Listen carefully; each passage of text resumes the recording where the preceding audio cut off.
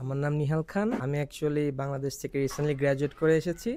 তো এখানে আমি ইউনিভার্সিটিতে পড়তে চাচ্ছি। এখন ল্যাঙ্গুয়েজটা তো একটা ইম্পর্টেন্ট পার্ট।